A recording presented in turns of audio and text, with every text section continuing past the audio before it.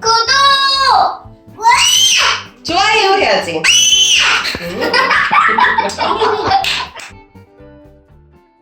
책에서, TV에서, 그리고 인터넷에서 내가 좋아하는 유튜버가 시키는 대로는 착실히 다 했는데 자꾸만 나는 왜 안 되는 걸까라고 생각해 보신 적 있으신가요? 나 이외에 다른 사람들은 모두 성장을 하고 있는 것처럼 보이진 않으신가요?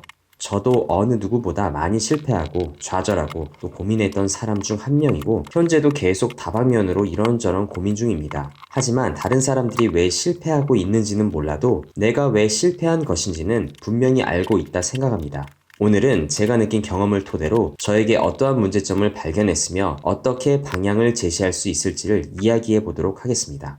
예전에 한 번쯤은 보여드렸던 이 그래프를 살펴보면 어느 지점을 지나고부터 그래프가 확 꺾이는 걸 확인할 수 있습니다. 혹시 여러분들께서는 이 임계점, 아니 한계점으로 보이는 부분을 넘나드는 경험이 없으신가요? 저는 그간의 훈련 기간을 돌이켜봤을 때 먹고 살기 급급했지만 어떻게든 운동의 끈을 놓지 않으려고 발버둥 치면서 하다 보니 저 지점을 본의 아니게 넘나드는 듯 합니다. 일단 제 경우는 보디빌딩식 근비대 측면이 아닌 스트렝스 훈련을 기준으로 하는 이야기임을 먼저 분명하게 밝히니 오해는 없으시길 바랍니다.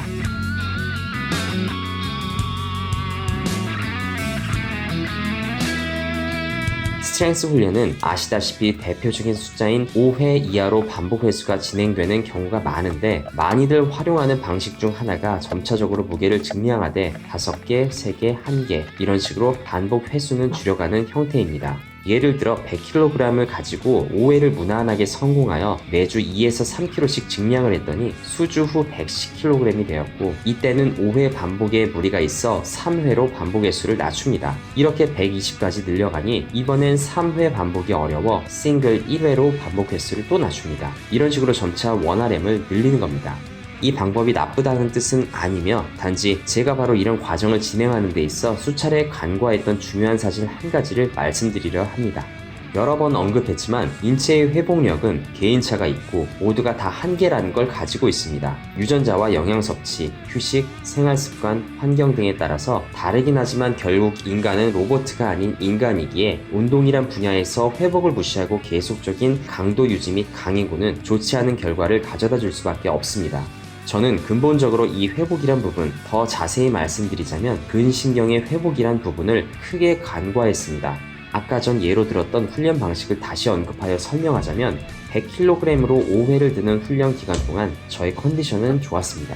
110kg으로 3회를 드는 훈련 기간 동안 저는 분명 성장한 걸 느꼈고 120kg으로 1회를 드는 훈련 기간 동안 저는 힘이 다시 약해짐을 느꼈습니다. 왜 시간이 흐를수록 강해지지 않고 그래프가 꺾이는 걸까요? 단순히 오버 트레이닝 때문일까요? 아니면 1회 반복에 문제가 있는 걸까요? 영양 부족? 휴식 부족? 자세 및 가동 범위의 문제? 그냥 타고난 인자약 유전자라서? 제 경우만 보았을 때의 문제점은 바로 근신경의 회복이 덜 된 상태로 훈련을 했다는 겁니다. 제가 가장 좋아하는 게 싱글 랩 훈련이지만 가장 좌절을 많이 하는 경우도 마찬가지로 싱글 랩 훈련에서입니다. 싱글 랩 훈련이 그럼 나쁜 것이냐? 당연히 그건 아닙니다. 사실 원RM을 높이는 훈련 과정 중 반드시 후반부에 들어가야 할 부분이기도 하고 실제로 좋은 효과를 주는 게 사실입니다. 1회 반복을 하는 데 있어 가장 큰 무게를 들어올리기 위해선 당연히 1회 반복에 적합한 고중량 초저반복 훈련을 해야 하는 게 사실이니까요. 400m 달리기 선수가 100m 달리기 연습을 하지 않고는 100m 대회에서 좋은 성적을 낼 수 없는 것과 비슷한 이치입니다. 그런데 이 싱글랩 훈련의 단점이 바로 근신경계를 더 피로하게 만든다는 거고 근신경계의 단점이 바로 근육에 비해 회복 속도가 느리다는 점입니다. 이 부분을 간과한다면 생각보다 결과가 좋지는 못합니다. 한마디로 성장 중에 어이없게 퍼포먼스가 급락하는 경우가 발생할 수 있습니다.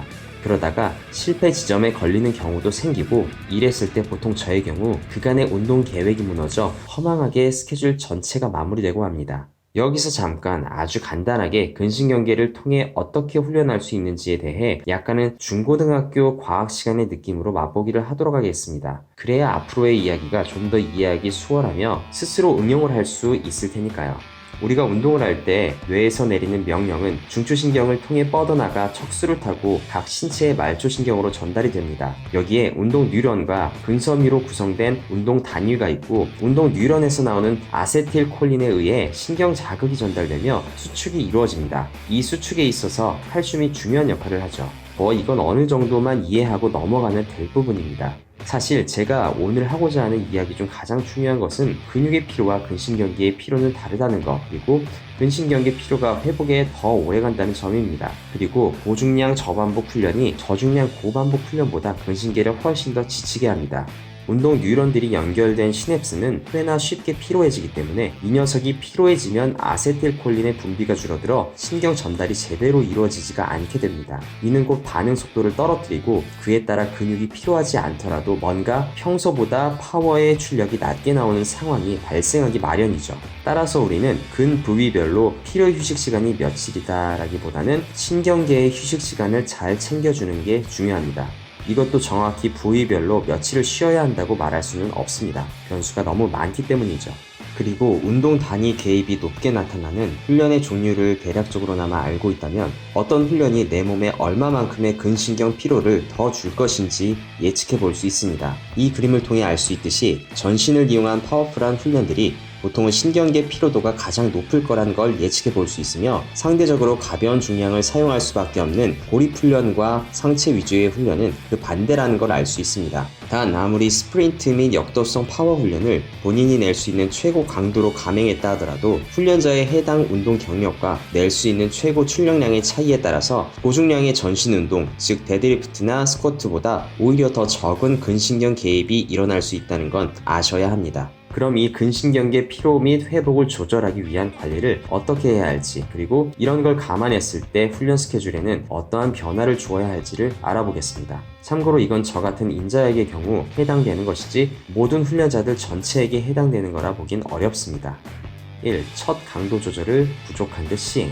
스스로가 만든 프로그램이든 유명 훈련 프로그램이든 간에 원RM을 기준으로 세팅을 해야 한다면 실제 원RM보다 낮은 강도로 시작하는 게 더 좋을 경우가 많습니다. 누구든 보통 훈련 스케줄 초반에는 할만하고 오히려 너무 약한 거 아니야? 라는 심심함을 느끼실 겁니다. 하지만 그 강도는 일정이 흐를수록 점점 더 강해질 것이고 배터리의 충전량보다 소진되는 양의 크기가 커질 때 방전의 위험이 찾아오듯 결국 몸에서도 헬프 신호를 보내게 됩니다. 너무 정신력만 믿고 밀어붙이다가 중도 포기하는 것보다는 루틴을 깔끔하게 소화하는 편이 무조건 낫기에 초기 강도 조절에 있어 원RM에서 10% 정도를 낮춰 적용한다든지 어떠한 개인의 기준을 잡으심이 좋겠습니다. 2. 훈련 강도를 낮춰야 할 타이밍 또는 휴식 타이밍을 빠르게 캐치한 뒤 스케줄을 수정. 정해진 스케줄대로 소화해 좋은 결과치를 얻는 게 베스트겠지만 무조건 밀어붙인다고 해서 좋은 건 또 아닙니다. 사실 아무리 좋은 훈련 프로그램이라 할지라도 훈련자의 상태와 환경에 따라서는 최악의 훈련 프로그램이 될 수 있는 거죠. 훈련자의 몸의 피드백에 따라 강도 상승 그래프를 한번 꺾던가, 즉 강도를 낮추던가 휴식기를 집어넣어야 할 상황이 분명 올 수 있습니다. 저의 경우 그 타이밍 또는 전조 증상을 어떻게 잡는지 말씀드리자면 이렇습니다. 첫 번째로 체중이 줄어듭니다. 체지방과 체중이 적은 저로서는 체중의 감소는 곧 근육량의 하락을 의미합니다. 두 번째로 피로에 의해 잠이 쏟아지거나 소화가 잘 안 됩니다. 대사작용이 활발하지 않고 둔해지며 영양 섭취에 있어 제대로 흡수가 되지 않음을 뜻합니다. 결국 근성장을 조장하는 아나볼릭 상태와는 거리가 멀어지게 되는 거죠. 세 번째로 근육통이 회복되지 않은 상태로 훈련하는 빈도가 많아집니다. 스트렝스 훈련 루틴 도중 근육도 회복이 안 되었으면 근신계는 당연히 더 회복이 안 되었을 터이니 이런 경우 얼마 못 가 스트렝스에서 곧바로 문제가 드러납니다. 네 번째로 원RM의 85% 이상의 강도가 지속될 때입니다.